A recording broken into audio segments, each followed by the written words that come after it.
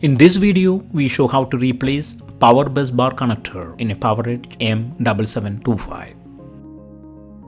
Before working inside your system, read through and follow the safety guidelines to protect your system from potential damage and ensure your personal safety.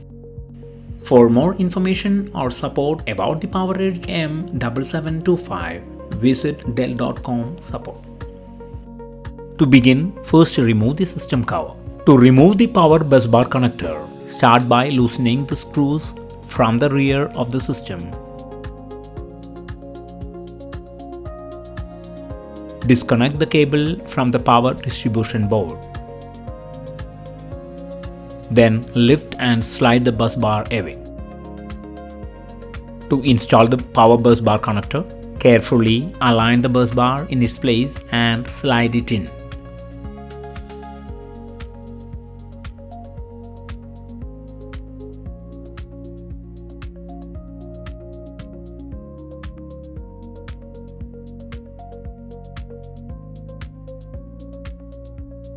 Now reconnect the cable on the power distribution board and then tighten the screws.